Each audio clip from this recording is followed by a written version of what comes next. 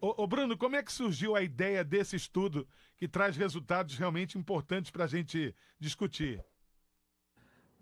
Fábio, a Telehelp já há 15 anos atende, está acostumada a lidar com as emergências, especialmente com o público idoso, tá? Que é o público ali muitas vezes mais vulnerável, que convive mais com esse risco de queda e emergência.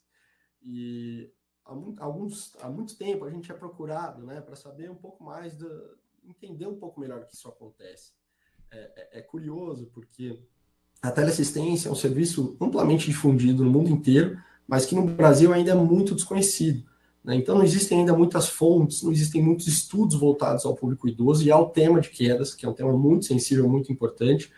Então nós resolvemos, com a nossa própria carteira, fazer uma investigação para entender quais são as dores, quais são as situações, como que a gente pode prevenir e evitar que esse tipo de situação aconteça e como a gente pode estar preparado caso eventualmente isso venha a acontecer.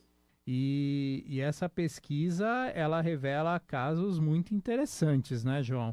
Uma delas é a sensação crescente, aliás, de isolamento, né? 25% das pessoas se sentem isoladas. Isso é Às muito vezes sério. tendo família, mas Isso, isolada, né? isso. Mesmo tendo família, elas se sentem isoladas na idade que elas estão. Isso é muito sério, né? E 22% é aquilo que você falou antes, o medo de perder a autonomia. Também é. É, Mas o que chama atenção é, em primeiro lugar, disparado queda, e você já traz dois casos de dois casos queda, de queda, que dois casos de fortalece o queda. resultado, né? Isso, dois casos de queda. Né? 62% dos entrevistados têm medo de queda, né? Como lidar com isso, Bruno? Bom dia para você, é o Fábio que está falando. Bom dia, Fábio.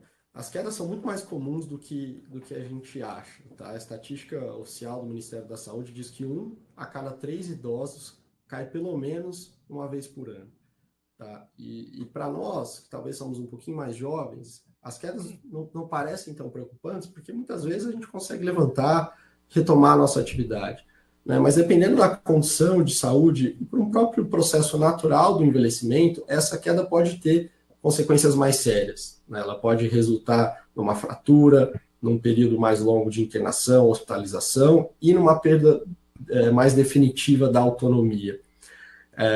Então, essa é uma coisa que, para quem convive com isso, ela acaba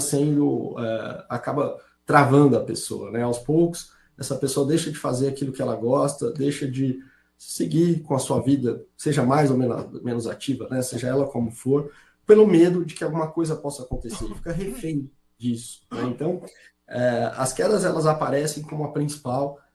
Você comentou aí de algumas interações, a gente lida aqui com isso todos os dias, tá? A gente atende em média aqui de 50 a 100 casos reais de urgência ou emergência, muitos deles por queda, tá? Então é mais comum, a gente precisa estar preparado para lidar, faz parte do envelhecimento, faz parte natural, com sorte todo mundo aqui vai passar por isso também. E acho que tem algumas dicas aí, algumas questões importantes. Então acho que sempre se manter ativo, né? Acho que tá com o corpo e mente ativo, vão talvez postergar um pouquinho mais esse risco, vão deixar esse risco um pouquinho mais para frente.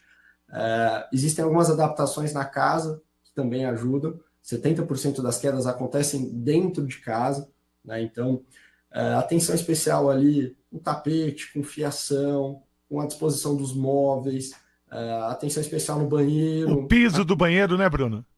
Sem dúvida nenhuma, né? Acho que o banheiro é uma coisa que é um pouco mais já conhecido, né? Todo mundo tem o receio do banheiro, porque é mais comum, tá molhado, escorregadio. Então, colocar uma barra, tá atento ao banheiro, mas não pensar que o risco está só no banheiro, não. Tá, João? O maior medo, o maior receio é com o banheiro, mas na prática, o que a gente vê aqui, atendendo emergência todo dia, é que a maioria das quedas acontece no quarto, acontece muitas vezes naquela levantada no meio da noite para ir até o banheiro, acontece no deslocamento entre cômodos, escada também, acho que é uma questão para ficar bastante atento, né? Porque com envelhecer é natural que exista uma perda óssea, uma perda da mobilidade, uma perda muscular. E essa passada fica mais curta, né? O pé levanta menos na hora de dar o passo, na hora de subir a escada, e aí é natural que os acidentes aconteçam, tá? Então, como A pesquisa mostra 60% dessa nossa carteira aqui, numa pesquisa com mais de 6 mil pessoas de diferentes regiões, diferentes condições de saúde, mostram a queda porque o medo está presente. O que eu sempre insisto é que esse medo não deveria ser um limitador, né? Acho que a gente precisa tomar consciência disso, identificar quais são os fatores de risco e estar preparado para lidar com isso.